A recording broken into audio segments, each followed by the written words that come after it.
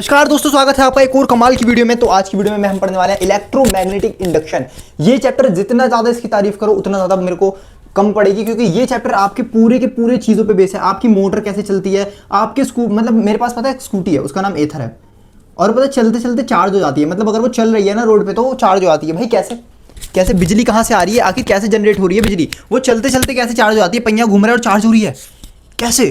Current कहाँ से आ रहा है? करंट तो कहीं से आ ही नहीं रहा, बस वो घूम रही है। कोई मैकेनिकल काम को हम कैसे उसके अंदर मतलब एनर्जी ले आते हैं, मैकेनिकल एनर्जी कन्वर्ट हो जाती है इलेक्ट्रिकल एनर्जी में। कैसे कैसे अगर अगर मैं कोई अपने यहाँ पे जो हमारे डैम होते हैं, डैम पता है ना सबको, वो वाला डैम नहीं, वो डैम ब्रो नहीं भाई, वो वाला डैम नहीं, ये पानी वाला डैम। इसके अंदर से पानी बहता है, यहाँ पे टरबाइन घूमती है, तो यहाँ पे करंट बन जाता है। आखिर कैसे? आपने 9th 10th में ये तो पढ़ा है कि भाई ये टरबाइन घूमने से करंट बनता है, लेकिन क्यों भाई? बहुत ज़्यादा गहरी चीज़ है। तो यार यही सब हम इस चैप्टर में पढ़ने वाले हैं, और ये चैप्टर आपका दिमाग खोल के रख देगा।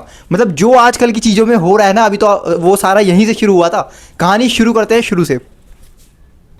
अब यहाँ पे हम पहले सबसे पहले चैप्टर का नाम देखते हैं, इलेक्ट्रोमैग्नेटिक इंडक्शन। यानी इलेक्ट्रॉन मतलब यानी कोई बिजली, और यहाँ मैग्नेटिक इंडक्शन सर किसी से इंड्यूस होना, इन्फ्लुएंस होना, ये सारे एक ही वर्ड है। इन्फ्लुएंसर सर मैं तो समझता हूँ इन्फ्लुएंसर जो इंस्टाग्राम पे आते हैं, जो ऐसे ऐसे करके नाचते हैं, सर वो वाले इन्फ्लुएंसर तो नहीं। हाँ, मैं उन्हीं इन्फ्लुएंसर की बात कर रहा हूँ, जो कि इन्फ्लुएंसर का मतलब होता है कि हम उनकी तरह बनना चाहते हैं, या उनकी तरह, या उनकी वजह से। वैसे ही इंड्यूस है यहाँ पे किसी और की वजह से, है ना। अगर मैं बात करूं इलेक्ट्रोमैग्नेटिक, यानी करंट बह रहा है मैग्नेट की वजह से। समझ रहे हो? इस चैप्टर का मतलब यही है कि करंट बह रहा है मैग्नेट की वजह से। तो यहाँ पे जो फिनोमिना दिया है, ये फैराडे जी ने दिया था। फैराडे बहुत महान साइंटिस्ट जी हैं, उनके आगे जी लगाना चाहिए।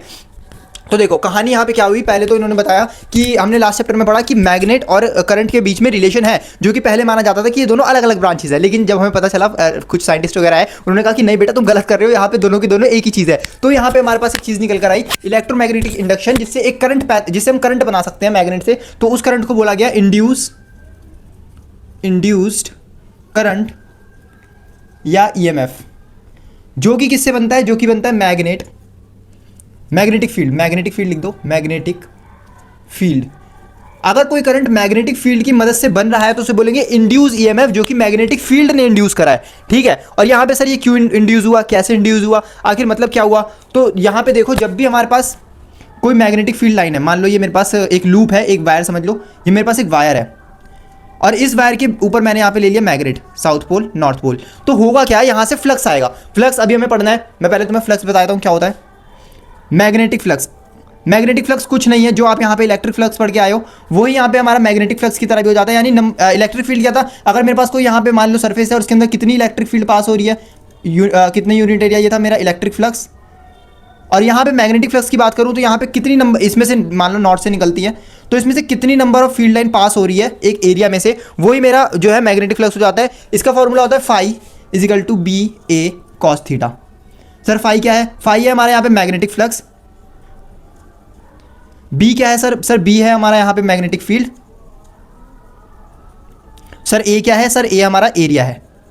हमको ये पता चला कि फ्लक्स नाम की कोई चीज होती है, जो कि हमने सेकंड चैप्टर में पढ़कर आए थे, इलेक्ट्रिक फ्लक्स। लेकिन यहीं पे हमें पता चला मैग्नेटिक फ्लक्स भी होता है, यानी number of field line passing through an area is called the flux. और फ्लक्स यहाँ पे हमारी जो इसको चीरते हुए जा रही होगी, वही वाली फील्ड लाइन होगी। अगर मैं कह रहा हूँ कि मेरे पास यहाँ पे कोई एरिया है और फील्ड लाइन ऐसे जा रही है, तो भाई ये तो चीर ही नहीं रहे ना, ये तो चीर ही नहीं रही। मैं अगर आपको कॉपी लेके बताऊँ तो ये मेरे पास जो है एक इलेक्ट्रिक फील्ड है। मान लो यहाँ से इलेक्ट्रिक फील्ड जा रही है ना, मैग्नेटिक फील्ड, सॉरी, अगर मैग्नेटिक फील्ड यहाँ से जा रही है तो मैं कहूँगा इसका जो है ये वाला कंपोनेंट इसको चीर रहा है। ये इसके दो कंपोनेंट कर लो, एक ये वाला एक ये वाला, तो ये वाला कंपोनेंट इसको परपेंडिकुलरली चीर रहा है, परपेंडिकुलरली चीर रहा है, वो वाला कंपोनेंट लेंगे। अगर मैं कह रहा हूँ ये कॉपी ऐसे है इसके अंदर से, तो भाई ये तो उससे कोई चीर ही नहीं रहा ना। अगर मैं इसको 90 डिग्री पे ले लूँ तो भाई पूरा चीर रहा है। क्या समझ आया? जितना उसको चीरोगे ना उतना ज्यादा करंट बहेगा। अभी करंट नहीं, ये वाली बात भूल जाओ, करंट को भी हम जानेंगे यार 2 मिनट में। अब यहाँ पे हमें पढ़ना है the experiment of Faraday and Henry. Experiment of Faraday and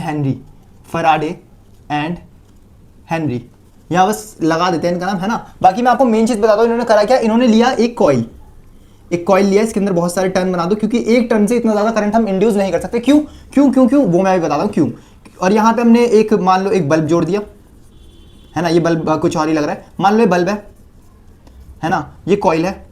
उन्होंने कुछ ऐसा सेटअप बैठाया और ऐसे करके यहाँ पे मैग्नेट लगाया। मैग्नेट समझ रहे हो, नॉर्थ पोल साउथ पोल, है ना। ऐसे करके मैग्नेट लगाया। तो जब इन्होंने मैग्नेट को आगे पीछे अंदर बार करा ना, जब इन्होंने इसको अंदर बार करा, तो यहाँ पे देखा कि अरे बल्ब तो जल रहा है, बल्ब तो जल रहा है भाई, कैसे कैसे कैसे कैसे आखिर कैसे जल रहा है बल्ब? जब उन्होंने करा तो भाई चौंक गए भाई, मतलब इलेक्ट्रिसिटी तो कैसे पैदा हो गई? हमने तो अभी केमिकल एनर्जी बनाई थी, अभी तो अपने बैटरी का आविष्कार कर रहे थे, तो भाई ये क्या हो रहा है?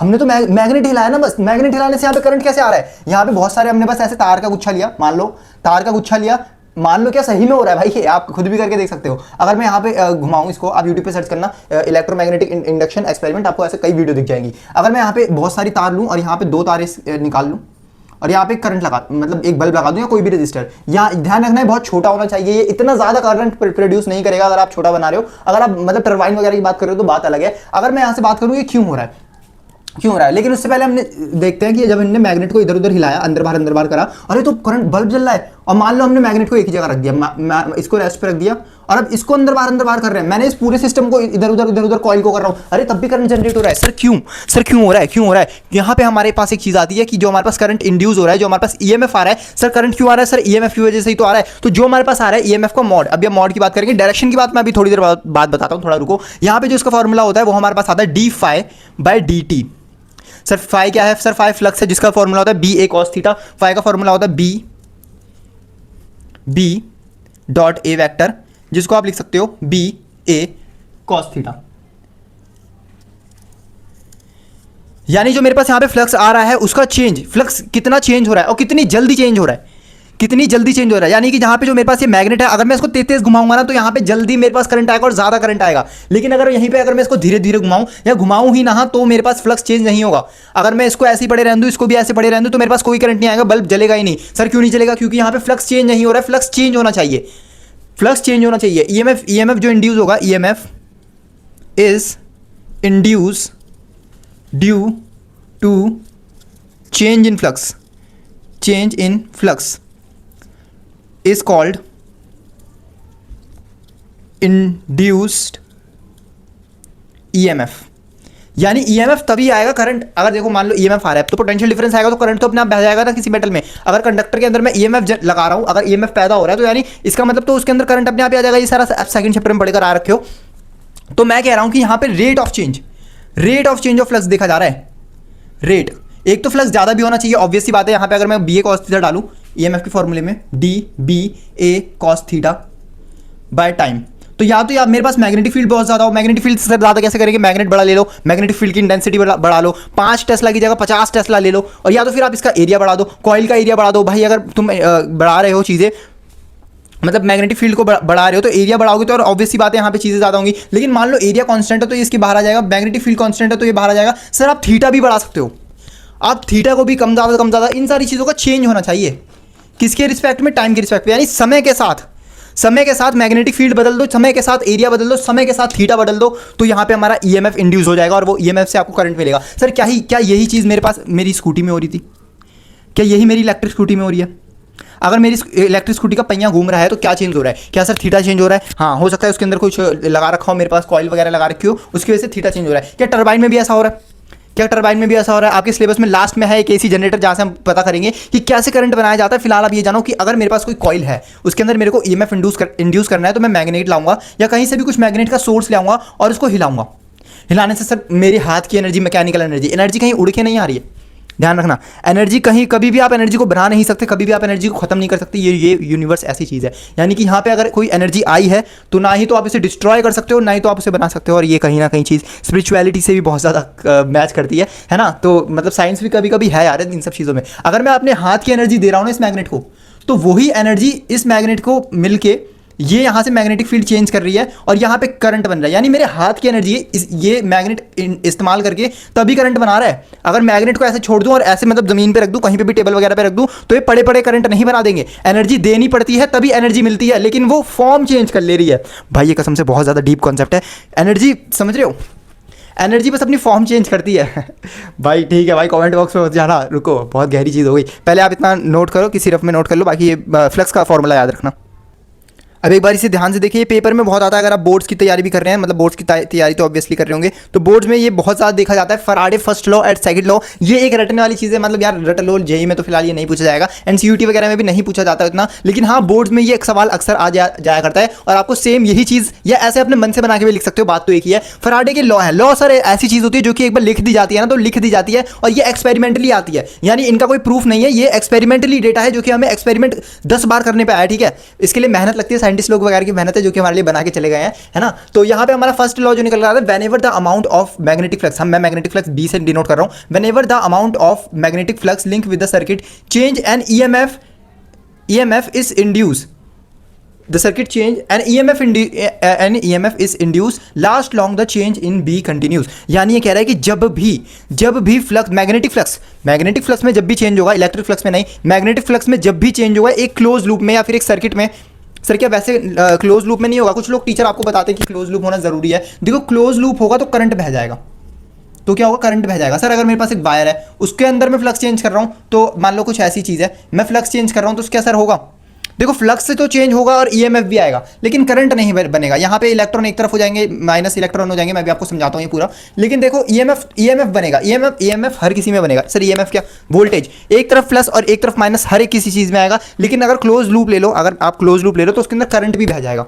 यानी अगर मेरे पास फ्लक्स चेंज हो रहा है, ये फ्लक्स, ये मैग्नेटिक फील्ड है, और ये मैग्नेटिक फील्ड मान लो चेंज कर रहे हो, मैग्नेटिक फील्ड को मैं कम ज़्यादा कर रहा हूँ, मैग्नेट को अंदर बाहर करके, अंदर बाहर, है ना। तो फिर अगर मैं कर रहा हूँ तो ये मेरे पास ईएमएफ का फॉर्मूला क्या होता है सर, d∅/dt। यहाँ पे माइनस और लगा लेना, अभी मैं बताता हूँ माइनस क्यों आया, रुको ज़रा थोड़ा सब्र करो। तो यहाँ पे अगर मैं इसका फॉर्मूला डालूँ BA cos थीटा, सर क्या मैग्नेटिक फील्ड में चेंज कर रहा हूँ तो यहाँ पे ईएमएफ बनेगा, हाँ सर बिल्कुल बनेगा। तो फराडे का फर्स्ट लॉ हमको यही कहता है कि जब भी फ्लक्स में चेंज होगा एक ईएमएफ प्रोड्यूस होगा। सेकंड लॉ क्या कहता है, सेकंड लॉ कहता है the magnitude of the induce EMF is directly proportional, ये डायरेक्टली प्रोपोर्शनल का साइन है, to the rate of change of magnetic flux. यानी मेरे पास यहाँ पे कितना होगा भाई, कितना इंड्यूस होगा मैग्नेटिक हमारा ईएमएफ, ये तो तुमने बता दिया कि जब भी यहाँ पे फ्लक्स में चेंज होगा तो मैग्नेटिक फील्ड हमारे पास ईएमएफ इंड्यूस होगा, लेकिन कितना होगा वो किस बात पे डिपेंड करता है, क्या मैग्नेटिक फील्ड पे डिपेंड करता है। हाँ सर वो BA cos थीटा तुमने देखा, यानी एक तो मैग्नेटिक फील्ड पे कर रहा है B, और A हमारा क्या है एरिया, और थीटा क्या है, थीटा पे भी डिपेंड करता है। यानी कि अगर या तो मेरे पास B ज़्यादा हो जाए, ठीक है, या तो एरिया हमारे पास बड़ा ले लो, या तो cos थीटा, और cos थीटा की मैक्सिमम वैल्यू क्या होती है, cos थीटा की वैल्यू हमारे पास मैक्सिमम होती है 90, है ना 0 होती है, 0 cos 0 ले लो, या तो फिर cos 0 इज 1, है ना। और अगर cos 0 लोगे तो 1 हो जाएगा, यानी इसकी मैक्सिमम आप 1 वैल्यू कर सकते हो, जो कि ऑब्वियस सी बात है। और एरिया भी हम कितना ज़्यादा बढ़ाएं उतना ज़्यादा इंड्यूस ईएमएफ बढ़ेगा, और या तो चाहे मैग्नेटिक फील्ड बना लो, ये जो है हमारा ईएमएफ बढ़ाने में करेगा। लेकिन एक और चीज़ है जो कि फराडे का सेकंड लॉ बताती है कि रेट ऑफ चेंज, यानी ये सब आप कितनी जल्दी बढ़ा रहे हो, कितने कम समय में बढ़ा रहे हो, ज़्यादा से ज़्यादा कम से कम समय में, समझ आ गया होगा, ज़्यादा से ज़्यादा कम से कम समय में, यानी कि कम से कम समय में हमको इनमें से कोई भी चीज़ चेंज कर दो, चाहे तो तीनों चेंज कर दो, चाहे तो इनमें से कोई एक कर दो, लेकिन वो जल्दी से जल्दी होना चाहिए। सेकंड लॉ ये कहता है, क्या समझ आ गया। सेकंड लॉ को जल्दी से नोट करो, एक कॉपी में ये लिख लो, मैं इसलिए पहले से लिख के लाया था। और यहाँ पे आप जो है इसको एक छोटी सी मतलब ऐसे करके दिखाते हैं, बाकी आपको ये फॉर्मूला याद करके रखना है कि ईएमएफ जो है directly proportional rate of change of flux के, ये फ्लक्स है इसके डायरेक्टली प्रोपोर्शनल है। यहाँ पे आप प्रोपोर्शनल का साइन हटाते हो तो क्या आता है, जिसकी वैल्यू 1 होती है। ईएमएफ हमारे पास फॉर्मूला निकल कर आता है d∅/dt, इसको नोट करना प्लीज़। ये फराडे जी हमको ये तो बता के चलेगा कि ईएमएफ भाई इंड्यूस होगा, लेकिन ये नहीं बताएगा कि उसकी डायरेक्शन क्या होगी। आपको पता है ये मतलब जब फराडे आए थे ना तो ये सारी नई नई बातें हो रही थी, ये सारी नई नई बातें हो रही थी, लोग साइंटिस्ट वगैरह जाते थे, ओ भाई ये क्या कर दिया इसने, ये क्या कर दिया। अब हो सकता है आप में से कोई भी मतलब ऐसा कुछ निकालो, और कुछ मतलब सोचने से ही सोचने पड़ता है। उन्होंने पहले मैग्नेटिक फ्लक्स के बारे में पढ़ा, फिर उन्होंने जाना, तब उन्हें पता चला कि वो भाई ये मैग्नेटिक फ्लक्स जो है ये इलेक्ट्रिक चीज़ों से कनेक्टेड है। तब उन्होंने कुछ ऐसा निकाला, और वहाँ पे जब इन्होंने वो सब ये दिखा रहे थे, हिला के दिखा रहे थे, अरे मतलब जब उन्होंने मैग्नेट को हिला के दिखा रहे थे और वो बल्ब को जला रहे थे, हिला के बल्ब को जला रहे थे, तो आसपास के साइंटिस्ट बोले थे इसका फ़ायदा क्या है। उन्होंने बोला भाई इसका फ़ायदा क्या है, हमारी दुनिया तो ऐसी चल रही है। तो उन्होंने कहा कि एक नए पैदा हुए बच्चे, जैसे एक नए पैदा हुए बच्चे का फ़ायदा होता है, वैसे ही इसका भी वही फ़ायदा है। और आज आप मानोगे नहीं, आज आपके घर में जो बिजली आ रही है वो इसी की वजह से आ रही है। और उस टाइम पे लोग बोलते थे कि भाई इसका फ़ायदा क्या है, समझ रहे हो। यानी कि आपके जो टरबाइन वगैरह घूमते हैं, जो न्यूक्लियर पावर, आपके घर में बिजली कैसे आ रही है, जो न्यूक्लियर पावर होते हैं पावर प्लांट, उसके अंदर टरबाइन लगा रखी होती है, टरबाइन गोल गोल घूमती है, तब जाके आपके घर में करंट आता है। जो कि लास्ट चैप्टर में हम अभी इसके लास्ट में पढ़ेंगे, AC जनरेटर। तो वो घूम रहा है, उसकी घूमने है ना मैग्नेट लगा रखे होते हैं, फ्लक्स चेंज होता है, EMF प्रोड्यूस होता है, वो EMF आपके घर तक आता है। और वहाँ पे लोग उनसे पूछ रहे थे फराडे जी से, भाई ये क्या बना दिया तुमने, इसका काम क्या करोगे। बहुत ज़्यादा फेमस लाइन है। फिलहाल ये हम यहाँ पे पढ़ते हैं लेंस लॉ। लेंस लॉ क्या होता है भाई? लेंस लॉ जो है हमें डायरेक्शन देता है। डायरेक्शन कैसे देता है कि भाई ईएमएफ प्रोड्यूस तो होगा, लेकिन ईएमएफ प्रोड्यूस कैसे होगा? मैंने भी आपको बताया कि एनर्जी कभी भी आप बना नहीं सकते, कभी भी डिस्ट्रॉय नहीं कर सकते, तो उसी की वजह से आता है यहाँ पे Lenz law. The polarity of the induce EMF is such that its oppose the cause of the induce EMF. यानी कि आप सिंपली, ये तो सिर्फ दिखाने की लाइन है, आप ये याद रखना, इट्स अपोज द कॉज, यानी जो हो रहा है उसे ये होने नहीं देगा। सर ये तो वो भी करती थी, हाँ, ये सारे लोग करते हैं, जो कि मतलब जो हो रहा है उसे होने नहीं देगा, जो जिस वजह से कारण आ रहा है उसको होने नहीं देगा। सर कहना क्या चाह रहे हो? कुछ समझ नहीं आ रहा, हम पहली बार पढ़ रहे हैं। कोई नहीं बेटा, मैं भी आपको सब बताता हूँ। मान लीजिए मेरे पास एक कॉइल है ना, यहाँ पे बल्ब लगा रखा है, प्लीज़ मेरे बल्ब को इग्नोर करना। ले ली मैंने, है ना, और यहाँ पे एक बल्ब लगा दिया, इसको मैं बल्ब बोल रहा हूँ। और यहाँ पे मैंने ले लिया एक मैग्नेट, ध्यान रखना, अभी मैं पूरी बात बताऊँगा। ये मैग्नेट ले लिया, अब मैं मैग्नेट को जो है इसके पास ले जा रहा हूँ, इसको मैं मैग्नेट के इसके पास ले जा रहा हूँ, तो ये यहाँ पे क्या करेगा? कॉज को अपोज करेगा, अपोज द कॉज, यानी जो भी हो रहा होगा ये इसका अपोजिट करेगा। आप इसको पास ले जा रहे हो ना, तो ये इसको दूर भगाना ले जाएगा, ये इसको दूर भगाने ले जाएगा। अगर इसको दूर भगाना है तो मैं यहाँ पे कौन सा पोल लाऊं? मैग्नेट में जो नॉर्थ पोल होता है ना, नॉर्थ पोल, एक साउथ पोल, अगर मैं ऐसे करके दो मैग्नेट रख दूं तो नॉर्थ पोल और नॉर्थ पोल आपस में रिपेल करते हैं, एक दूसरे से भागते हैं। और वहीं अगर मैं इधर साउथ पोल कर दूं, मैग्नेट को उल्टा करके रख दूं, घुमा के रख दूं, तो यहाँ पे ये अट्रैक्ट करेंगे, चिपक जाएंगे। ये आपने बचपन में जरूर करा होगा, है ना। तो अगर मैं यहाँ पे मैग्नेट लूं और अब मैं इसको इसके पास ले जाऊं, तो जब मैं इसको इसके पास ले जाऊंगा, जब मैं इस कॉइल के पास ले जाऊंगा, तो ये कॉइल ये इसको रिपेल करना शुरू कर देगी। क्यों? क्योंकि यहाँ पे ये एक नॉर्थ पोल बना लेगी, यहाँ पे एक नॉर्थ पोल बना लेगी। सर क्यों बनाया? क्योंकि ये कॉज को जो है अपोज करता है। यहाँ पे जो फ्लक्स चेंज होगा उसकी वजह से इसके अंदर करंट इंड्यूस होगा, और करंट अगर इंड्यूस हो रहा है, मान लो ये मेरे पास एक लूप है ना, इसके अंदर करंट अगर ऐसे इंड्यूस हो रहा है, तो एक बार अपने फिंगर को घुमाओ, चैप्टर 3 इससे पहले वाला चैप्टर, जहां पे मैंने आपको बताया था कि अगर आप ऐसे करके अपनी उंगलियां घुमाते हो तो मेरा अंगूठा बाहर आ रहा है, अंगूठा बाहर आ रहा है, इसका मतलब मैग्नेटिक फील्ड बाहर है। अगर मैग्नेटिक फील्ड बाहर है तो उधर नॉर्थ पोल है। सर क्यों? क्योंकि नॉर्थ पोल में से बेटा मैग्नेटिक फील्ड लाइन निकलती है और साउथ पोल के अंदर जाती है। यानी अगर इसके अंदर से निकल रही है तो मैं ऐसा एज्यूम करूंगा क्योंकि इसके अंदर से निकल रही है, इसका मतलब यहाँ पे नॉर्थ पोल है। और अगर इसी लूप को मैं पीछे से देखूं, अगर इसके पीछे से देखूं तो वहां साउथ पोल बन रहा होगा। जैसे कि अगर मैं एक लूप लूं, अभी करंट इसके अंदर ऐसे और ऐसे था, इस बार मैं ऐसे और ऐसे ले रहा हूं, और अगर मैं इस बार अपनी उंगलियां ऐसे घुमाऊं, इसके अंदर ऐसे जा रहा है करंट, इसके अंदर ऐसे जा रहा है इसलिए अंगूठा बाहर आ रहा है, इसके लिए अंदर ऐसे जा रहा है इसलिए अंगूठा अंदर आ रहा है, अंगूठा अंदर आ रहा है यानी मैग्नेटिक फील्ड इसके अंदर जा रही है, अंदर जा रही है तो क्या? साउथ पोल, यानी यहाँ पे साउथ पोल आ जाएगा। ऐसा अपीयर होगा कि साउथ पोल है, ऐसा अपीयर होगा कि नॉर्थ पोल है। सर क्यों? क्योंकि करंट बह रहा है। करंट क्यों बह रहा है? क्योंकि मैं मैग्नेट को पास ले रहा हूँ, फ्लक्स चेंज हो रहा है, फ्लक्स चेंज हो रहा है तो ईएमएफ आएगा, ईएमएफ आएगा तो करंट आएगा, करंट आ रहा है तो यहाँ पे नॉर्थ पोल बन जा रहा है, और ये नॉर्थ पोल एक दूसरे को अपोज कर रहे हैं, यानी ये भी फोर्स लगा रहा होगा, ये इस पे कुछ धक्का लगा रहा होगा कि भाई तू मत आ, लेकिन मैं इसको जबरदस्ती लाऊंगा, तभी तो फ्लक्स चेंज होगा, तभी तो करंट बनेगा। यानी जो मैं फोर्स अपने हाथ से दे रहा हूं वही फोर्स इस बल्ब को जला रही है। कोई फोर्स, कोई भी एनर्जी पैदा नहीं हुई है यहाँ पे। जो एनर्जी मैं अपने हाथ से इसको अपनी मैकेनिकल एनर्जी इसमें दे रहा हूं वही यहाँ पे बल्ब जला रही है मेरा। समझ रहे हो? यहाँ पे कोई एनर्जी बनी नहीं। तो यही हमारा लेंस लॉ, इससे आप डायरेक्शन निकाल सकते हो कि कहां से करंट बहेगा। अगर फ्लक्स चेंज हो रहा है तो वो किस तरफ बहेगा, जो भी कॉज हो रहा है उसको अपोज कर दो। जो भी चीज़ अगर मैं यहाँ पे, अगर मैं मान लो, ये तो हमारा एक सिनेरियो हो गया, यहाँ पे दूसरा सिनेरियो देखो, वही बल्ब ले लिया, वही हमने बल्ब ले लिया, है ना, और इस बार मैग्नेट को मैं यहाँ पे नॉर्थ पोल, साउथ पोल, इस बार मैं दूर ले जा रहा हूँ, इस बार मैं खींच के दूर ले जा रहा हूँ। इस बार तो मैं इधर ला रहा था, है ना, इस बार मैं इधर ला रहा था, इस बार मैं दूर ले जा रहा हूँ। अगर मैं दूर ले जा रहा हूँ तो इसको पास बुलाएगा। सर ये क्या बोल रहे हो? कभी दूर ले जाना, कभी पास ले जाना। बेटा अगर मैं इसको पास ले जाऊंगा तो ये दूर भगाना चाहेगा, जिसकी वजह से नॉर्थ पोल आएगा, क्योंकि नॉर्थ पोल रिपेल करते हैं। अब मैं दूर ले जा रहा हूँ तो इसको पास बुलाएगा, ये इसको पास बुलाएगा, क्योंकि भाई करंट तो फिर भी इंड्यूस हो रहा है ना। देखो, और अगर मैं इसको दूर ले जाऊंगा, इसको पास बुलाना चाहूंगा, तो जो इसका अपोजिट पोल है वो यहाँ पे बन जाएगा, यानी यहाँ पे बन जाएगा south pole. Sir south pole क्यों बनेगा? क्योंकि बेटा ये इसको पास बुलाना चाहेगा। अब ये तो समझ आ गया कि सर देखो, अगर मैग्नेट को पास ले जाऊंगा तो रिपेल करेगा, और अगर दूर ले जाऊंगा तो पास बुलाएगा, जिसकी वजह से हमारे पास यहाँ पे करंट भी बन रहा है। और यहीं पे अगर हम एक बात करें तो एक लॉ फॉलो होता है, कंजर्वेशन ऑफ एनर्जी। मान लो अगर ऐसा नहीं होता, है ना, अभी आपने 9th में एक कॉन्ट्राडिक्शन वाला एक याद करा होगा, रूट 3 रैशनल प्रूफ करो, तो उसके अंदर हम रैशनल पहले उसको रैशनल मान लेते हैं, ऐसा कुछ होता है, फिर हम कहते हैं लास्ट में जो हमने माना वो गलत हो गया। वैसे ही एक बार हम मान के देखते हैं कि जब मैं इसको दूर ले जा रहा हूँ तो यहाँ पे मान लो नॉर्थ पोल बन गया, अट्रैक्ट करने के लिए साउथ पोल। मान लो इसको दूर ले जा रहा हूँ, दूर करने में मान लो ऐसा होता नहीं है, मान लो नॉर्थ पोल बन गया।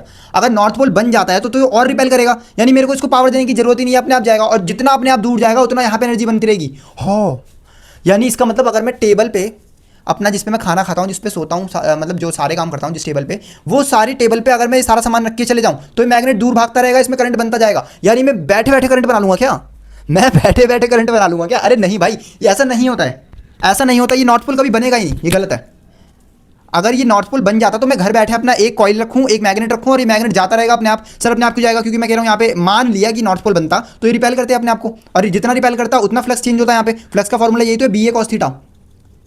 तो यहाँ पे भाई बी चेंज होता रहता है हमेशा टाइम के साथ, और जितना चेंज होगा उतना यहाँ पे अनलिमिटेड बिजली। मगर ऐसा नहीं होता है, मगर ऐसा नहीं होता है। यहाँ पे होता क्या है, यहाँ पे ये इसको अपोज करने लग जाता है भाई, ये अपोज करके इसे रोकने लगता है। क्यों? क्योंकि सर बेटा ये कहता है फ्री का बिजली तेरा बाप भर रहा है, या मतलब ऐसा कुछ समझ सकते हो आप। क्योंकि ये देखो फ्री एनर्जी नहीं आ सकती ना, आपको यहाँ पे कुछ फोर्स लगानी पड़ेगी, तभी तो ये नॉर्थ पोल एक दूसरे को मतलब पार कर पाएंगे। ये तो रिपेल करेगा ना, ये तो नॉर्थ पोल इसको यहाँ पे खींचेगा, लेकिन जब आप फोर्स लगाओगे तब यहाँ पे करंट बहना शुरू होगा।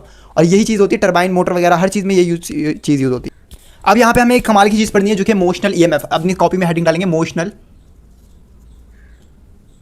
ईएमएफ।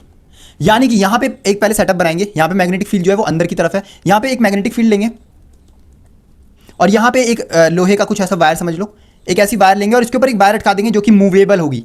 ये वाली वायर जो है मूवेबल है, यानी इसको मैं खिसका सकता हूँ, मूवेबल है ना। और यहाँ पे एक मैग्नेटिक फील्ड ले ली मैंने, और इस वायर की मान लो ये एक्स लेंथ है और ये एल लेंथ है। तो यहाँ पे मैंने कुछ ऐसा सिनेरियो ले लिया, एक वायर है और यहाँ पे मैंने एक मूवेबल पुली समझ लो, और इसको v वेलोसिटी से मैं इधर की तरफ खींच रहा हूँ। तो क्या सर इसके अंदर एक करंट पैदा होगा? अगर मैं यहाँ पे गैल्वेनोमीटर लगा दूँ, एक गैल्वेनोमीटर लगा दूं, क्या मेरे को इस गैल्वेनोमीटर में डिफ्लेक्शन देखने को मिलेगी? तो आंसर है यस। क्यों? क्योंकि यहाँ पे जो हमारा फ्लक्स है वो चेंज हो रहा है। सर फ्लक्स का फॉर्मूला क्या था बेटा? इधर देखो, फ्लक्स का फॉर्मूला है बी ए कॉस थीटा। अब तो याद हो गया होगा भाई, अगर आप मेरी वीडियो देख रहे हो ना, और आपको ऐसा याद करा दूंगा, मां कसम भूल नहीं पाओगे कभी।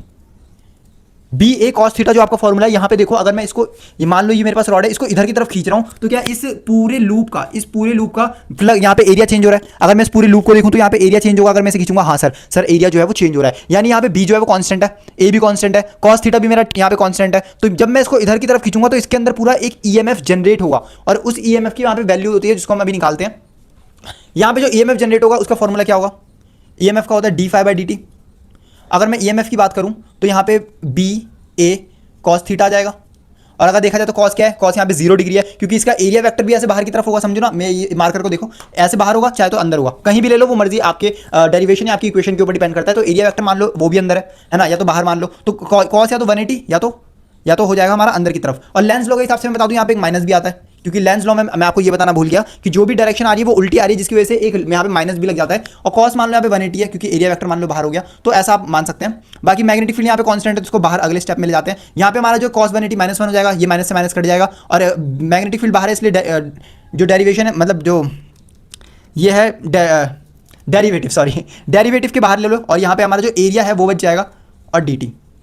अगर हम देखें तो एरिया को मैं लिख सकता हूँ लेंथ इंटू ब्रेड, तो एरिया को हटा के मैंने लिख लिया L इंटू एक्स। अगर देखा जाए तो L यहाँ पे कांस्टेंट है सर, क्यों? क्योंकि L तो चेंज ही नहीं हो रहा, चेंज तो x हो रहा है ना। जब मैं इसको इधर खींच के ले जा रहा हूँ तो मेरे पास x बढ़ रहा है, L तो उतना ही है, तो मैं L को बाहर ले लिया, L को मैंने डेरिवेटिव से बाहर ले लिया। अब बचा क्या मेरे पास? dx/dt। और जब मैंने इसको लिखा b, और ध्यान से देखो क्या dx/dt आप 11th से पढ़ते आ रहे हो भाई, ये तो रट गया होगा अब तो। ये होता है वेलोसिटी, यानी अगर मेरे पास चेंज इन डिस्प्लेसमेंट है, अगर मेरे पास डिस्प्लेसमेंट किसी भी डिस्टेंस x, यहाँ पे मेरा कोई भी डिस्टेंस हो सकता है, उस अगर मैं dx/डिस्टेंस को टाइम से डेरिवेटिव कर देता हूँ तो मेरे पास वेलोसिटी निकल कर आती है। तो मेरे पास ये फॉर्मूला निकल कर आता है BLV, यानी कि B से है मैग्नेटिक फील्ड है ना, लिख लेना यार। और L से हमारे पास लेंथ साइड लेंथ, और V से है मेरे पास वेलोसिटी ऑफ x। अगर तुम क्वेश्चन खोल के देखो ना प्रीवियस ईयर, कोई भी बुक खोल के देखो, इस फॉर्मूले के ऊपर आपको बहुत सारे भतेरे क्वेश्चन मिलेंगे, और इसके कोई डेरिवेशन है वो करना बेकार है, ये डेरिवेशन कर लो, बहुत ज़्यादा तगड़ी है। मतलब इतना कुछ है नहीं, लेकिन ये फॉर्मूला बहुत ज़्यादा इंपॉर्टेंट है, इसको नोट करें, याद करें। BVL मेरे साथ बोले, ईएमएफ का फॉर्मूला होता है, ईएमएफ एक्चुअली वोल्टेज होती है, मैक्सिमम वोल्टेज। ये अगर मेरे पास कोई भी यहाँ पे क्लोज कंडक्टर है जिसके अंदर मैं ऐसे करके ये भगा रहा हूँ, है ना, ये आपको अलग अलग कॉन्सेप्ट बना के देगा, लेकिन फॉर्मूला यही लगेगा। इस चैप्टर की सबसे कमाल की बात है कि इसके अंदर आपको डायरेक्ट वैल्यू देगी, डायरेक्ट फॉर्मूला बेस्ड क्वेश्चन आएगा, वही आपको यहाँ पे लगाना पड़ेगा। मेरे साथ याद करें, BLV।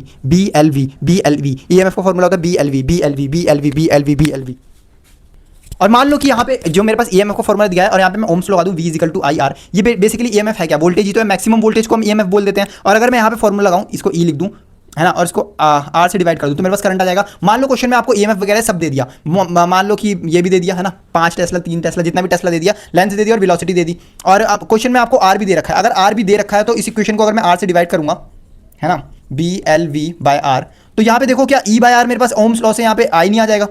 तो एक आई का भी फॉर्मूला आता है BL/V/R, यानी इसका रेजिस्टेंस, मान लो यहाँ पे कोई ये रेजिस्टेंस दे रखा होगा, या तो इस वायर का ही रेजिस्टेंस दे देंगे, क्योंकि वायर का भी तो अपना कुछ रेजिस्टेंस होता है, वायर का भी तो कुछ अपना रेजिस्टेंस होता है, या तो यहाँ पे बोलेंगे कि रेजिस्टेंस जो है वो वायरलेस है, मतलब रेजिस्टेंस लेस वायर है, हमारे पास कोई वायर का रेजिस्टेंस जीरो है, और अपना कुछ यहाँ पे रेजिस्टेंस लगा देंगे और पूछेंगे कि इसके अंदर करंट कितना बह रहा है। अगर मैं इसको इतनी वेलोसिटी से इतनी मैग्नेटिक फील्ड में इतनी लेंथ के कंडक्टर को, जिसका आर मेरे पास जो है यहाँ पे रेजिस्टेंस लगा रखा है, तो उसके अंदर करंट कितना बहेगा, आपको डायरेक्ट ये फॉर्मूला लगा देना है, जो कि इसी फॉर्मूले से निकल कर आया, मैंने आपको बता दिया। अब आप क्वेश्चन लगाए। बहुत यहाँ से मैं आपको थोड़ा कॉन्सेप्ट क्लियर करने की कोशिश करता हूँ कि भाई आखिर कहानी चल क्या रही है, आखिर हो क्या रहा है, आखिर मतलब कैसे बन रहा है ये ईएमएफ, आ कहां से जा रहा है। तो देखो, मान लो मेरे पास एक इलेक्ट्रॉन है, एक चार्ज है, ये पॉजिटिव हो सकता है, ये नेगेटिव हो सकता है। मैं फिलहाल अभी के लिए मैं एक इलेक्ट्रॉन ले रहा हूँ। अगर मैं, हमने पहले चैप्टर में पढ़ा था, अगर मैं इलेक्ट्रॉन को मैग्नेटिक फील्ड में रख दूं तो क्या इसके ऊपर फोर्स लगेगी, क्या ये चलना शुरू करेगा? भाई चलना तो तभी शुरू करेगा ना जब इसके ऊपर फोर्स लगेगी, लेकिन इसके ऊपर फोर्स बिल्कुल भी नहीं लगेगी, क्योंकि जो अगर मेरे पास कोई चार्ज है, मान लो इलेक्ट्रॉन है, और इसके ऊपर अगर मेरे को फोर्स लगानी है तो उसका फॉर्मूला होता है, जो फोर्स होती है वो होती है BVL, जहां पे V होती है हमारे यहाँ पे वेलोसिटी, और अगर इसके पास कोई भी वेलोसिटी नहीं है, अगर ये रेस्ट पे है, तो इसके ऊपर कोई चार्ज नहीं लगेगी। अगर मैं वेलोसिटी को जीरो कर दूं तो फोर्स क्या आती है मेरे पास, जीरो। लेकिन वहीं अगर मैं इसको दौड़ा दूं मतलब मैं इसको भगा दूं, अगर मैं इसको यहां से भगाऊंगा तो भाई ये कहेगा कि भाई इसके ऊपर फोर्स लग रही है। सर फोर्स की डायरेक्शन कहां से निकल कर आएगी? डायरेक्शन निकल कर आती है फ्लेमिंग्स के लेफ्ट हैंड रूल से। अगर मैं लेफ्ट हैंड रूल लगाऊं तो मैग्नेटिक फील्ड अंदर की तरफ है, वेलोसिटी इधर की तरफ है, और फोर्स कहां पे, ऊपर है ना। लेकिन सर जो वेलोसिटी है ना, ये पॉजिटिव चार्ज की देखती थी, तो अगर मैं यहाँ पे नेगेटिव को इधर ले रहा हूँ, पॉजिटिव को इधर लूंगा, तो फोर्स नीचे आ रही है। या फिर आप ऐसा भी सोच सकते हैं कि जहां पे अगर मैं इसको अलाइन कर दूं, है ना, इलेक्ट्रॉन इधर भाग रहा है, ये मैग्नेटिक फील्ड अंदर है, तो फोर्स इलेक्ट्रॉन के लिए ऊपर, मतलब पॉजिटिव चार्ज के लिए ऊपर लगेगी, इलेक्ट्रॉन के लिए नीचे लगेगी, तो फोर्स भैया नीचे आ रही है मेरी, है ना, इसके ऊपर एक फोर्स लगेगी। ठीक है, ये सब हमने जाना। लेकिन मैं जो बात कर रहा हूं ना यहाँ पे, सर अभी जो हम बात कर रहे हैं वो इलेक्ट्रॉन के लिए नहीं कर रहे हैं हम। यहाँ पे एक कंडक्टर, एक लोहे की रॉड को ही दौड़ा दिया, पता नहीं क्या क्या करते रहते हैं भाई ये साइंटिस्ट लोग, मगर हाँ, इन्होंने एक लोहे की रॉड ली। ये जेई का भी बहुत सारे सवाल है और बोर्ड में भी आ चुका है। मान लो ये मतलब रॉड है और इसके अंदर कई सारे इलेक्ट्रॉन है, तो ये जो इलेक्ट्रॉन है ये भी मैग्नेटिक फील्ड के अंदर है। मैंने इसको v वेलोसिटी से यहाँ की तरफ घुमा दिया, जब मैंने इसको आगे की तरफ दौड़ाया, इसको v वेलोसिटी दी, मैंने इसको चलवाया, तो इस इलेक्ट्रॉन के ऊपर फोर्स लगेगी नीचे की तरफ, और इलेक्ट्रॉन यहाँ पे आके जमा हो जाएंगे, और ऐसे कई सारे इलेक्ट्रॉन इस कंडक्टर के अंदर यहाँ पे आना जमा होना शुरू हो जाएंगे। इसलिए आपको पता है कि पॉजिटिव चार्ज जो है वो मतलब कहीं भी जाता नहीं है, इलेक्ट्रॉन अपनी जगह खाली करके जाता है, तो यहाँ पे पॉजिटिव बन जाता है और इलेक्ट्रॉन नेगेटिव हो जाता है, चार्ज सेपरेशन। और वैसे यहाँ से अगर इलेक्ट्रॉन नीचे आएगा, तो मान लो ऊपर वाले इलेक्ट्रॉन है ना, उन पर ज्यादा फोर्स लगेगी, वो नीचे आ जाएंगे, तो इसके रेफरेंस में यहाँ पे पॉजिटिव चार्ज जमा हो जाएगा। ऐसे ही करके मान लो अब ये यहाँ पे एक इलेक्ट्रॉन है, अब इस इलेक्ट्रॉन के ऊपर यहाँ पे इलेक्ट्रिक फील्ड भी पैदा हो जाएगी। इलेक्ट्रिक फील्ड क्यों पैदा हो जाएगी? क्योंकि पॉजिटिव में से निकलती है, नेगेटिव में एंड होती है, और जहाँ पे भी यहाँ पे दो चार्ज का सेपरेशन हो जाता है, अपोजिट चार्ज नेगेटिव, वहाँ पे इलेक्ट्रिक फील्ड अपने आप पैदा हो जाती है। अब यहाँ पे जो है इलेक्ट्रॉन है, मान लो इधर इलेक्ट्रॉन मैं बनाता हूँ, इसके ऊपर एक फोर्स तो लग रही है मेरे पास यहाँ पे इलेक्ट्रिक फील्ड की, क्योंकि इलेक्ट्रिक फील्ड में, तो इसके ऊपर एक फोर्स लगेगी जिसका फॉर्मूला होगा QE। ऊपर की तरफ लग रही है इलेक्ट्रिक फील्ड वाली फोर्स है, एक फोर्स नीचे लगेगी, इसका फॉर्मूला होगा, क्या फॉर्मूला होगा?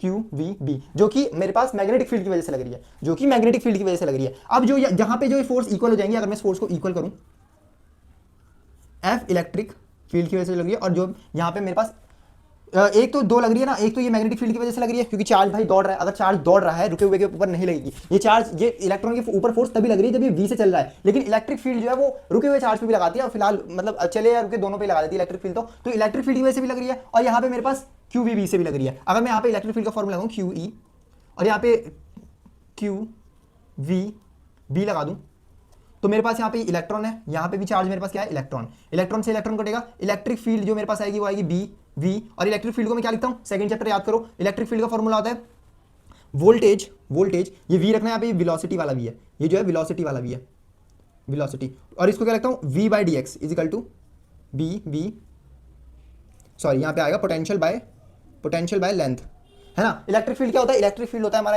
यहाँ पे मैं लिख देता हूँ, इलेक्ट्रिक फील्ड होता है पोटेंशियल पर यूनिट लेंथ, यानी कितना पोटेंशियल गिरता रहेगा उसको हम इलेक्ट्रिक फील्ड से बोलते हैं। जब मैं L को यहाँ ले जाऊंगा तो देखो ये मेरे पास वोल्टेज आएगी, V यहाँ पे मेरे पास वेलोसिटी है L, यहाँ पे ये फॉर्मूला निकल कर आ गया, और ये जो वोल्टेज है ये EMF है, EMF वही हो जाता है मैक्सिमम वोल्टेज। क्या यही फॉर्मूला निकल कर आया?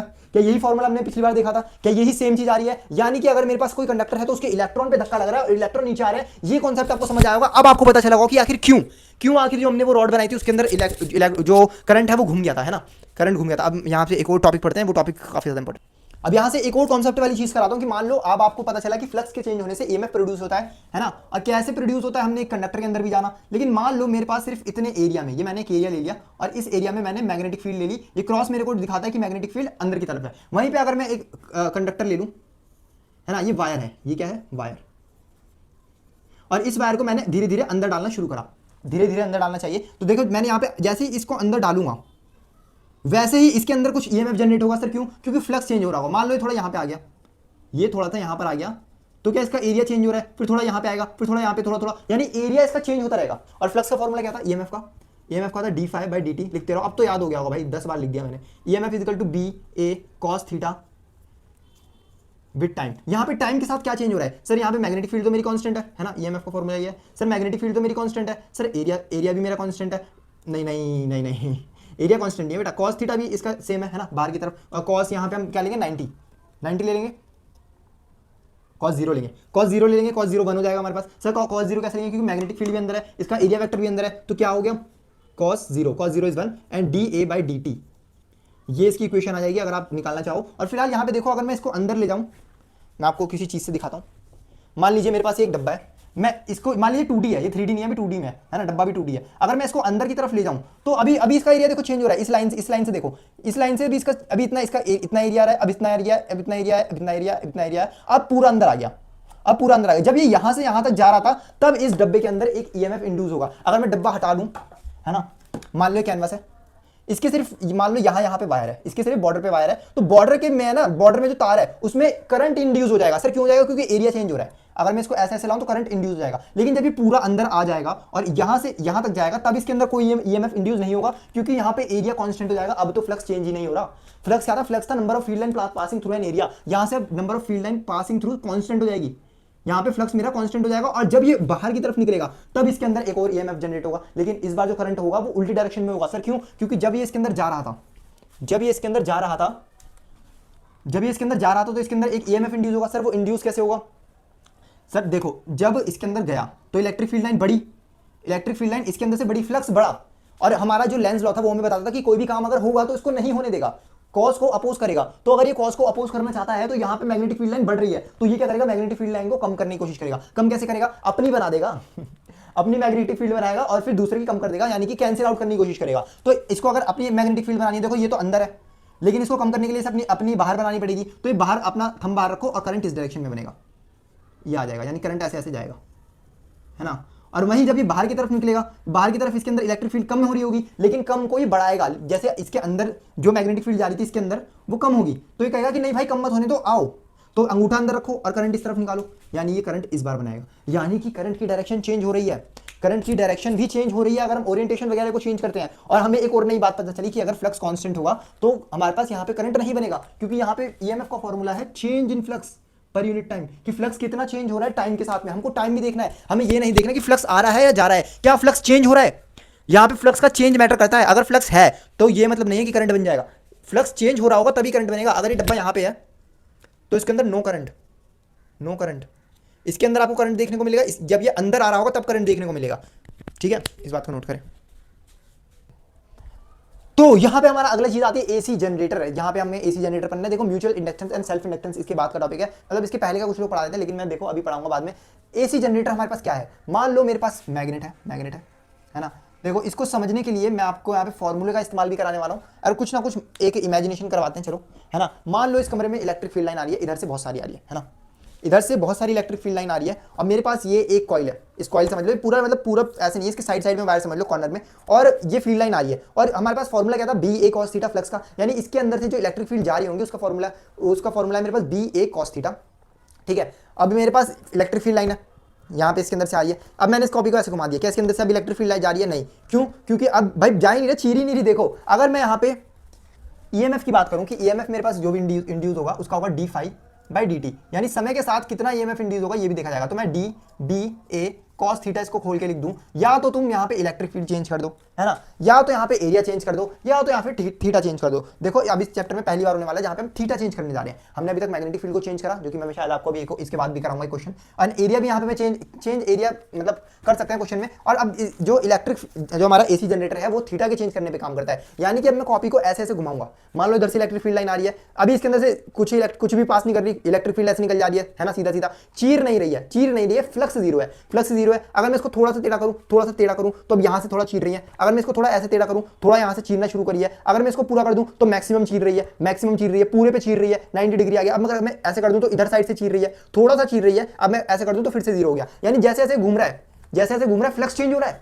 फ्लक्स चेंज हो रहा है, ओ बेटे की जान, फ्लक्स चेंज हो रहा है। अगर फ्लक्स चेंज हो रहा है तो क्या यहाँ पे ईएमएफ इंड्यूस होगा? फ्लक्स चेंज हो रहा है, ईएमएफ इंड्यूस होगा। हाँ सर बिल्कुल होगा, हाँ सर बिल्कुल होगा। लेकिन सर अभी रुको, मैं तुम्हें यहाँ पे एक चीज़ दिखाता हूँ। यहाँ पे हमारे पास मैग्नेटिक फील्ड कांस्टेंट है। अरे यार मैं डायग्राम तो बना लूँ। देखो यहाँ पे नॉर्थ पोल है, यहाँ पे साउथ पोल है। यहाँ पे हम बीच में रखेंगे एक कॉइल, है ना, एक कॉइल रख देंगे बीच में ऐसे करके, और यहाँ पे लग देंगे स्लिप रिंग। स्लिप रिंग यानी कि ये जो घूमेगा ना तब भी यहाँ पे करंट पास करेगा। अगर मैं कह रहा हूँ कॉपी में घुमा रहा हूँ, नीचे तार लटका रहा हूँ, सर वो तार तो अपने में ही ट्विस्ट हो जाएगी ना, तो कहाँ का हमारे पास एसी जनरेटर, तो ये तार आपस में ट्विस्ट ना हो जाए, इस वजह से हम यहाँ पे जो है ब्रशेज लगा देते हैं। यहाँ पे स्लिप रिंग है, ये इसको बोलते हैं स्लिप रिंग। स्लिप रिंग है ना, ये वैसे नीचे का आपका ज़्यादा काम का नहीं है, ऊपर का ही है। और यहाँ पे ब्रशेज लगा देते हैं। ब्रशेज क्या है? ये ग्रेफाइट के बने होते हैं। ग्रेफाइट क्या होता है? Graphite, graphite brush. अगर आपने ट्रेन में देखा होगा ना, ट्रेन जो चलती है तो ट्रेन के ऊपर जो तारे होती है ना जिसके अंदर करंट बहता है, उससे एक चीज़ अटैच रहती है जो कि ट्रेन को बिजली देती है। तो जो चीज़ अटैच होती है ना, जो कनेक्शन बिठाता है हमारे ये तार और ट्रेन के बीच में, तो वो भी ग्रेफाइट का बना ही होता है। ग्रेफाइट क्या होता है? ग्रेफाइट आपकी पेंसिल में भी डलता है, तो जितना ग्रेफाइट को घिसते हो ना वो उतना ज़्यादा स्मूथ होता रहता है। अगर मैं लोहा लगा दूँ, कॉपर लगा दूँ, तो घिसते घिसते तो खत्म हो जाएगा। लेकिन ग्रेफाइट यहाँ पे एक तो अच्छा कंडक्टर भी है ना, graphite is a good conductor. And also यहाँ पे जो इसकी वो है ना, जितना ज़्यादा ये घिसेगा उतना ज़्यादा और स्मूथ होता रहता है। तो इसलिए ग्रेफाइट के ब्रशेज लगाते हैं। और यहाँ पे अपना कुछ भी रेजिस्टेंस या लोड या घर की बिजली या बैटरी या कुछ भी लगा दो। ये आर रेजिस्टेंस ले लिया हमने, तो यहाँ पे हमारा लोड आता है और करंट यहाँ से आएगा। सर करंट कैसे आएगा वो मैं अभी बताता हूँ। मान लो इसकी रोटेशन ऑफ एक्सिस है, मैंने यहाँ से इसको घुमाया।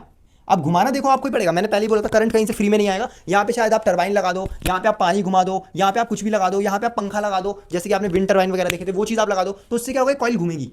अब ये कॉइल के अंदर एक टर्न नहीं है, इसके अंदर एन टर्न है। मैं दिखा नहीं रहा हूँ, एन टर्न।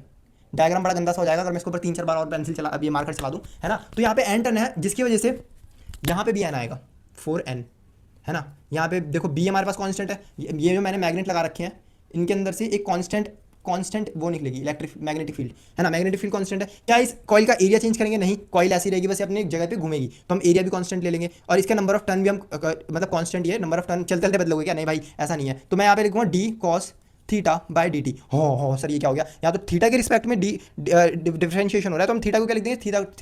थीटा को लिख देंगे ओमेगा टी। थीटा को लिख देंगे ओमेगा टी, क्योंकि थीटा को हम ओमेगा टी के फॉर्म में लिख सकते हैं। तो जब इसका डिफरेंशिएशन करोगे, आपको मैंने पता है लेंस लॉ की वजह से यहाँ पे माइनस आता है, तो माइनस लगा दो। ईएमएफ का हमारे पास फॉर्मूला आएगा माइनस बी एन ए, है ना, बी एन ए। और कॉस का हमारे पास डिफरेंशिएशन क्या होता है? साइन, माइनस साइन होता है, माइनस साइन ओमेगा टी।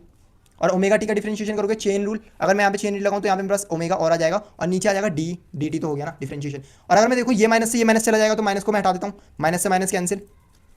तो जो मेरे पास ईएमएफ निकल कर आता है वो आता है N B N omega N omega A B sine omega T, जिसको हम, या मैं याद रखता हूँ नवाब से। मैं क्या कर रहा था? मैं रुको कर रहा था, मैं नवाब देख रहा था कि नवाब बनता है कि नहीं, तो नवाब से इसको याद रखते हैं। और जब ये घूमेगा तो थीटा चेंज होगा, तो इसलिए मैंने थीटा का डिफरेंशिएशन कर दिया। और जब थीटा चेंज होगा तो इसके अंदर करंट भी इंड्यूस होगा। अब यहाँ पे मुद्दे की बात यह है, सर करंट क्या हमारे पास एक ही डायरेक्शन में आएगा? देखो अगर यहाँ पे ये थीटा, मैं आपको एक्सप्लेन करता हूँ। अगर मेरे पास एक कॉपी है और मान लो मैग्नेटिक फील्ड यहीं से आ रही है वापस, है ना, तो यहाँ पे मैग्नेटिक फील्ड ऐसे आ रही है, ये ऐसे जा रहा है, मैग्नेटिक फ्लक्स चेंज हो रहा है। फ्लक्स कैसे हो रहा है? कम हो रहा है। यहाँ पे फ्लक्स मैक्सिमम है, फ्लक्स कम हो रहा है, फ्लक्स अब जीरो हो रहा है, यानी मैक्सिमम से कम हो रहा है। अगर मैक्सिमम से कम हो रहा है तो लेंस लॉ के हिसाब से ये से ज्यादा करना चाहेगा, ज्यादा करेगा तो ये अपनी खुद का बनाएगा। फ्लक्स कम हो रहा है तो फ्लक्स को बढ़ाना चाहेगा, क्यों? क्योंकि सर लेंस लॉ में अभी मैंने पढ़ाया था कि कॉस को अपोज करता है, तो यानी कम हो रहा है, अगर कम हो रहा है तो ये अपना बनाएगा। अगर अपना फ्लक्स इसी डायरेक्शन में बनाना चाहता है तो करंट ऐसे बहेगा, अभी देख लो करंट ऐसे बहेगा। ठीक है, याद हो गया, मतलब याद नहीं करना भी, समझो। यहां से मैं गया, मैग्नेटिक फ्लक्स कम हो रहा है, जीरो हो गया। अगर कम हो रहा है, जिस समय ये कम हो रहा होगा उस समय ये अपने अंदर करंट बनाएगा इस डायरेक्शन में। सर इस डायरेक्शन में क्यों बनाएगा? क्योंकि ये अपनी मैग्नेटिक फील्ड बनाना चाहेगा, क्योंकि कम हो रहा है। ठीक है, अभी जीरो हो गया, अब जीरो से वापस मैक्सिमम होगा। अब ये जीरो से मैक्सिमम हुआ, अगर ये जीरो से मैक्सिमम हो रहा है तो क्या फ्लक्स बढ़ रहा होगा? और अगर फ्लक्स बढ़ रहा है तो ये इसे घटाना चाहेगा, क्यों? क्योंकि सर अपोज, कॉस का अपोज करेगा। तो अगर जो चीज हो रही है, ये अभी फ्लक्स बढ़ रहा है, तो क्या करेगा? फ्लक्स को कम करो यार। कम कैसे करेगा? जहां से मैग्नेटिक फील्ड आ रही है उसी डायरेक्शन में अपनी मैग्नेटिक फील्ड बना देगा, कहेगा भाई तू कम हो। क्यों तू कम हो? क्योंकि तू बढ़ रहा है। अगर मैं इसकी डायरेक्शन में, अब मैं इस डायरेक्शन में बनाऊं तो करंट ऐसे बहेगा। हाँ, करंट तो अभी सर ऐसे बह रहा था, अब ऐसे बह रहा है, यानी करंट की डायरेक्शन बदल रही है। क्या आपको समझ आया? यानी एक साइकिल में करंट ऐसे जाएगा और एक साइकिल में करंट ऐसे जाएगा, एक साइकिल में करंट ऐसे आएगा। सर ये करंट तो एसी करंट है, यानी जो मेरे पास ये ईएमएफ आ रहा है इसकी डायरेक्शन मेरे पास चेंज हो रही है। कभी ये कॉइल में ऐसे घूम रहा है, कभी ऐसे घूम रहा है, एक साइकिल में उधर, एक साइकिल में उधर। तो भाई ये हमारे पास ईएमएफ जो आता है, इस पूरे को बोल देता हूँ मैक्सिमम, यानी ये ईएमएफ की मैक्सिमम वैल्यू हो जाती है साइन ओमेगा टी। यहाँ से आपका जो है इसका अगला चैप्टर शुरू होता है, जो कि है एसी करंट। सर यहाँ पे जो मेरे पास करंट आ रहा है ना, वो कुछ ऐसा होता है, यानी कभी तो वो पॉजिटिव जा रहा है, फिर वो कभी दूसरी डायरेक्शन में जा रहा है, कभी वो ज्यादा जा रहा है, कभी कम जा रहा है। सर ये आप इसका एम्पलीट्यूड कम ज्यादा क्यों कर रहे हो? क्योंकि मैं कह रहा हूं कि जहां पे फ्लक्स कम होगा तो करंट भी थोड़ा कम बनेगा, है ना, क्योंकि फ्लक्स जो है वो इस पे डिपेंड कर रहा है ना। तो अगर मैं बोल रहा हूं कि फ्लक्स ज्यादा है, अगर फ्लक्स ज्यादा है मेरे पास तो करंट ईएमएफ मैक्सिमम हुआ, और अगर वोल्टेज मैक्सिमम है तो करंट भी मैक्सिमम है। सर ये तो एसी करंट है, ये एसी करंट है। इसका नेक्स्ट चैप्टर पूरा समझ आएगा। फिलहाल एसी जनरेटर क्या आपको समझ आया? क्या आपको इतना समझ में आया कि ये ईएमएफ इंड्यूस कर रहा है? क्या आपको इतना समझ में आया कि इसकी करंट की डायरेक्शन उल्टी होगी? क्या आपको इतना समझ आया कि ये कॉइल है, उस कॉइल के अंदर से मेरे पास करंट कैसे पैदा हो रहा है? इतना समझ आया, बस बहुत है। एसी जनरेटर का भाई बोर्ड्स में बहुत आता है, तो प्लीज बोर्ड के लिए बहुत इंपॉर्टेंट है। बहुत बढ़िया सा टॉपिक निकल आता है जो कि है सेल्फ इंडक्टेंस। मेरे भाई सेल्फ इंडक्टेंस ज्यादा इंपॉर्टेंट टॉपिक नहीं है, लेकिन हाँ म्यूचुअल, इसके बाद म्यूचुअल इंडक्टेंस आता है जो कि और भी ज्यादा इंपॉर्टेंट है। मान लो मेरे पास सेल्फ इंडक्टेंस का टॉपिक है, डीसी करंट जो है इंडक्टर उसको अलाउ नहीं करता। मेरे पास इंडक्टर है, अगर मैं इसके अंदर से डीसी करंट भेजूंगा, क्या बोल रहा हूं मैं, अगर मैं डीसी करंट भेजूंगा तो उसको ये अलाउ कर देगा, यानी एक स्ट्रेट वायर की तरह काम करेगा। लेकिन अगर मैं एक एसी करंट भेजता हूं जो कि समय के साथ चेंज हो रहा है, मान लो यहां से जो मैं आई भेज रहा हूं ये इंक्रीज हो रहा है, अगर ये इंक्रीज हो रहा है तो ये जो मेरे पास इंडक्टर है ये अपनी खुद की एक ईएमएफ इस डायरेक्शन में बना लेगा, है ना, इंड्यूस कर लेगा अपने अंदर। सर क्यों इंड्यूस करेगा? क्योंकि ये करंट बढ़ रहा है, ये करंट बढ़ रहा है, तो इस करंट की वजह से इसके अंदर कुछ इलेक्ट्रिक फील्ड जाएगी, इसके अंदर कुछ मैग्नेटिक फील्ड इस डायरेक्शन में इंड्यूस होगी। तो मैग्नेटिक फील्ड को कम करने के लिए अपनी खुद का एक ईएमएफ बना लेता है, जो कि लेंस लॉ से पता है कॉस को अपोज करते हैं। तो ईएमएफ इस डायरेक्शन में इंड्यूस होगा, जबकि करंट जो है वो इस डायरेक्शन में जा रहा होगा। अगर वही करंट अगर डिक्रीज हो रहा होगा, अगर करंट डिक्रीज हो रहा होगा तो ये ईएमएफ को इस डायरेक्शन में कर देगा कि सपोर्ट करेगा, भाई तो अभी डिक्रीज मत हो, क्योंकि कॉस को अपोज करेगा। अगर मैं यहाँ पे फ्लक्स की बात करूं कि जो इसके अंदर से फ्लक्स पास होता है वो डायरेक्टली प्रोपोर्शनल होता है हमारे करंट के, यानी जितना ज्यादा करंट बढ़ाओगे उतना इसके अंदर से फ्लक्स पास होगा, और फ्लक्स पास होगा तो यहाँ पे मेरे पास एक कांस्टेंट आता है। इसको अगर मैं प्रोपोर्शनल को हटाऊं और यहाँ पे एक कांस्टेंट लगाऊं तो वो मेरे पास आता है एक एल, और यही है सेल्फ इंडक्टेंस, या फिर इसको बोल सकते हैं कोफिशिएंट ऑफ सेल्फ इंडक्टेंस, आप इसको यही बोल सकते हैं। और ये जो है आपका, अगर मैं बोलूं कि एल किस पे डिपेंड करता है तो एल यहाँ पे ना तो फाई पे डिपेंड कर रहा है, ना ही यहाँ पे आई पे डिपेंड कर रहा है। देखो अगर आप प्रोपोर्शनल का साइन हटा के कोई कांस्टेंट लगाते हो, जैसे v equal to I R है ना, v equal to I R है, आपको पता है ये आर कहां से आता है? जब हम कहते हैं कि जो v है वो डायरेक्टली प्रोपोर्शनल है आई के, तो यहाँ पे मैं जब प्रोपोर्शनल का साइन हटाता हूं तो मेरे पास एक आर लगा देते हैं, और आप सबको पता है ये आर जो है ना ही तो v पे डिपेंड करता है ना ही तो आई पे डिपेंड करता है। वैसे ही जो एल है वो ना ही तो फाई पे डिपेंड कर रहा है ना ही तो आई पे डिपेंड कर रहा है, तो डिपेंड किस पे कर रहा है वो अभी हम आगे करते हैं। इस सेल्फ इंडक्टेंस की बात करते हैं कि सेल्फ इंडक्टेंस कहां से आ रहा है। क्या आपको ये समझ आया कि अगर मेरे पास एक एसी करंट है, अगर मेरे पास एक एसी करंट है उसके अंदर से मैं करंट दौड़ा रहा हूं तो इस करंट को ब्लॉक करेगा। ब्लॉक क्यों करेगा सर? क्योंकि ये अपना खुद का ईएमएफ इंड्यूस कर लेगा, इस करंट की वजह से ये अपना खुद का करंट इंड्यूस कर देगा। जैसे हमने बताया कोई कॉइल है, कॉइल के अंदर अगर आप करंट अगर मैग्नेटिक फील्ड को चेंज कर रहे हो, क्योंकि यहाँ पे करंट जो है चेंज हो रहा है तो मैग्नेटिक फील्ड चेंज हो रही है, अगर मैग्नेटिक फील्ड चेंज हो रही है तो फ्लक्स चेंज हो रहा है, फ्लक्स चेंज हो रहा है तो वो अपना खुद का एक इंड्यूस ईएमएफ बना ले रहा है, जिसकी लेंस लॉ के हिसाब से डायरेक्शन कुछ ऐसी होगी कि ये इसको कॉस को अपोज करेगा।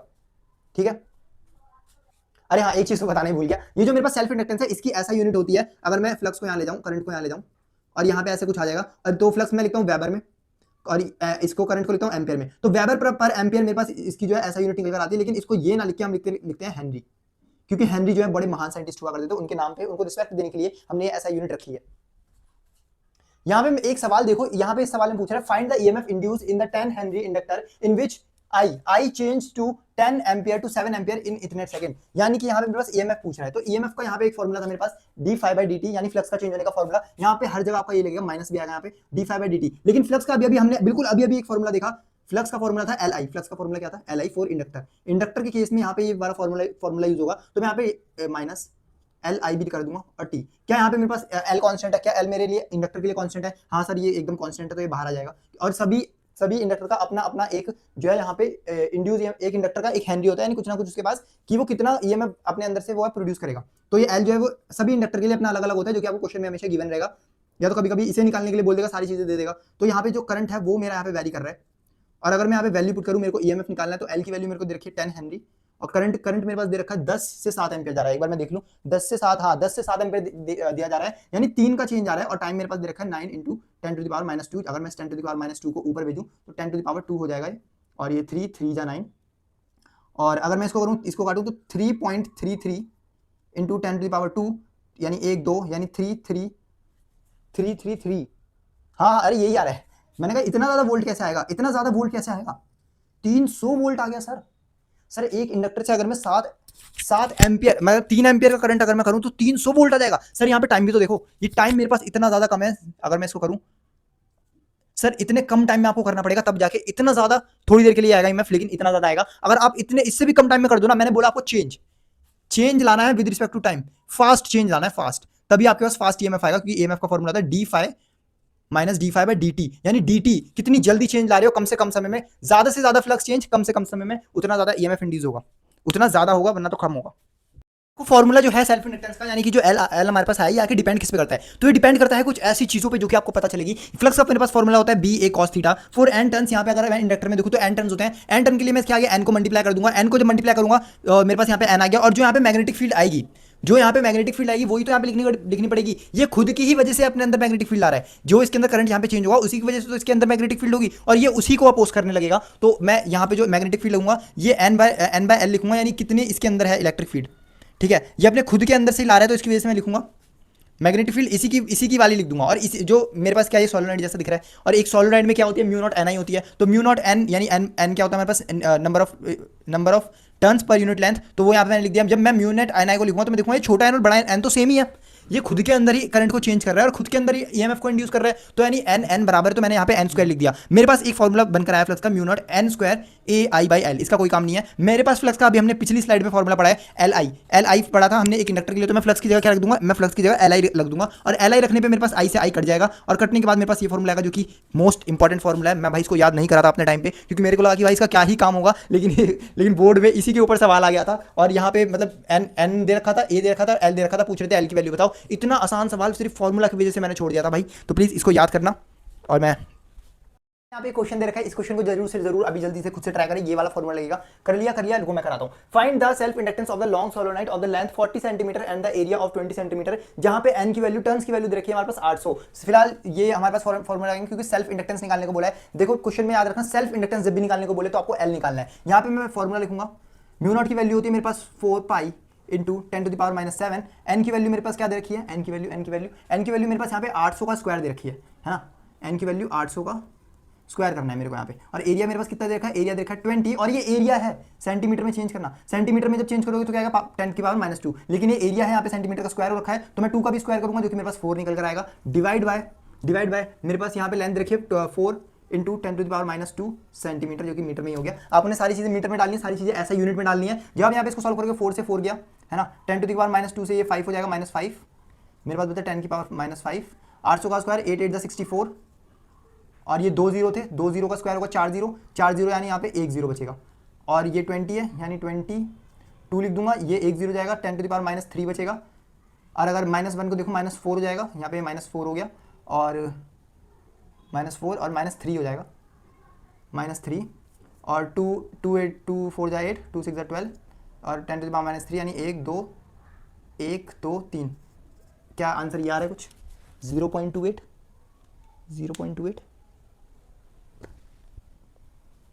अरे यार पाई की वैल्यू भूल गया था, यहाँ पे पाई की वैल्यू है, पाई की वैल्यू जब आप मल्टीप्लाई कर दोगे तो ये आपके पास आएगा 4.02 into 10 to the power -3 Henry.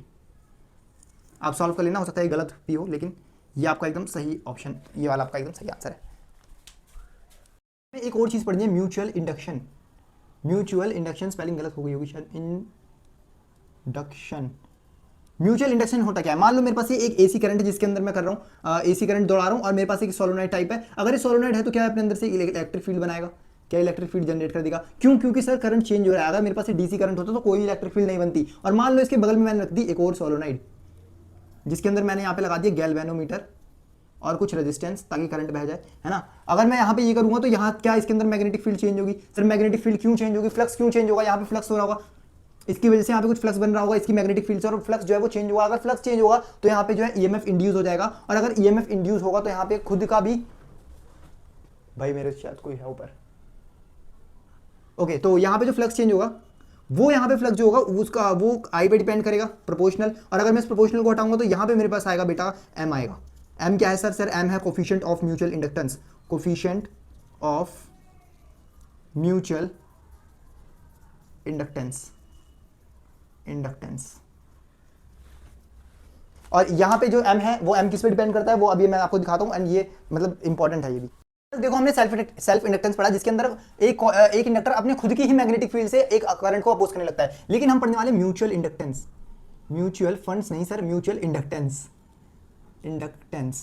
यहाँ पे क्या होने वाला है, यहाँ पे इस बार मैं 2 कॉइल लेने वाला हूँ। मान लो एक कॉइल ये है ना, और मान लो दूसरा कॉइल यहाँ पे ये है, या इसको आप ओवरलैप करके बना सकते हो। और इसके अंदर मैंने जो है एक करंट मैंने बना दिया है ना, इसके अंदर एक अल्टरनेटिंग करंट मान लो या वेरिएबल करंट मान लो, जो कि मैंने यहाँ पे दे रखा है ना। इसके अंदर एक करंट आई बह रहा है और इसकी वजह से यहाँ पे कुछ मैग्नेटिक फील्ड होगी और इसकी वजह से मैग्नेटिक फील्ड इसके अंदर होगी। अगर ये करंट चेंज कर रहा है, चेंजिंग है, अगर ये करंट चेंजिंग है मेरे भाई, तो क्या इसके अंदर मैग्नेट उसके ऊपर वाले, या मैं मान लूं इसको आप ओवरलैप करके ही बना लेना, तो क्या इसके अंदर मैग्नेटिक फ्लक्स चेंज होगा? हाँ सर बिल्कुल होगा। तो मैग्नेटिक फ्लक्स का अगर मैं फॉर्मूला लिखूं तो बी ए कॉस थीटा था, कॉस थीटा हमारे पास यहाँ पे वन हो जाएगा। अगर मैं फ्लक्स का फॉर्मूला लगूँ तो मेरे पास फ्लक्स का फॉर्मूला आएगा म्यू नॉट, फिलहाल अभी तो फ्लक्स का फॉर्मूला ये हो गया, लेकिन फॉर एन टर्न्स यहाँ पे मैं इसके टर्न्स लिखूंगा एन, इसको N1 मान लो, तो मैं N1 फॉर ऊपर वाले के टर्न्स, और बी में मैं फ्लक्स लिखूंगा क्योंकि बी इसकी वजह से जो बन रहा है, इसकी वजह से जो मैग्नेटिक फील्ड आ रही है। यार आप इसको ऐसे ही बना लो क्योंकि कंफ्यूजन बहुत हो जाएगी, है ना।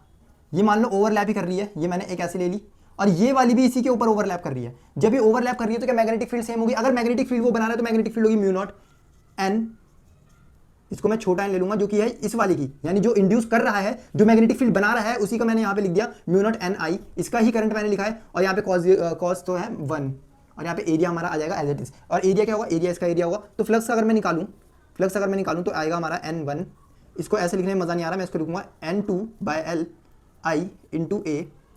तो फ्लक्स का जो मेरे पास फॉर्मूला आया वो आया N mu naught N2 by L into A. और अगर मैं फ्लक्स की जगह में एम आई लिख दूँ, जो कि हमने अभी देखा, तो एम आई है ना, और यहाँ से आई कट जाएगा, तो एम का मेरे पास फॉर्मूला आ जाएगा mu naught N1 N2 A by L. इसको जल्दी से नोट करें। क्वेश्चन है और यहाँ पे क्वेश्चन है find induce EMF in second coil. मेरे पास दो कॉइल दे रखी है और एक कॉइल के अंदर मैंने एसी करंट दौड़ा दिया है और इन दोनों का म्यूचुअल इंडक्टेंस मेरे को 1.5 हेनरी दे रखा है, 1.5 हेनरी दे रखा है। एक बार इसको जरूर ट्राई करें, कर लिया ठीक है। करंट जो चेंज हो रहा है वो है 0 से 5 एम्पियर इन मिली सेकंड का मतलब 1 मिली सेकंड। अगर यहाँ पे करंट चेंज हो रहा है तो मेरे पास इसका ईएमएफ का फॉर्मूला मैंने सर अभी देखा था, M D I by D T. ये मेरे पास एक ईएमएफ का फॉर्मूला है। मैं यहाँ पे एम की वैल्यू लिखूंगा, एम की वैल्यू 1.5 और करंट मेरे पास चेंज हो रहा है 0 से 5 जा रहा है, यानी 5 का चेंज जा रहा है डी आई, और डी टी कितने में? 1 मिली सेकंड मतलब 10⁻³ अगर मैं यहाँ से 0 उठाऊँ यहाँ पे आ जाएगा 10⁻⁴। और अगर मैं करूँ तो 5 5 25, 5 1 5 6 7 1.5 इंटू यहाँ पे 10⁻³ आ जाएगा, 10⁻³ वोल्ट। यहाँ पे ईएमएफ आ गया। एक बार आंसर चेक कर लें। हाँ बिल्कुल सही आ रहा है, तो जल्दी से इसको नोट करें। अब यहाँ पे देखो एक ट्रिकी क्वेश्चन थोड़ा लिया है, आपको बताना है किसके अंदर करंट बहेगा। आपके पास 3 रॉड है ए बी और सी, किसके अंदर करंट बहेगा? एक बार कमेंट बॉक्स में मेरे को बताओ कि सर ए बी सी, और बताना मेरे को। वीडियो को पॉज करो एंड बता दिया तो मैं बताता हूँ। सबसे पहले देखो यहाँ पे करंट तो बहेगा ही नहीं।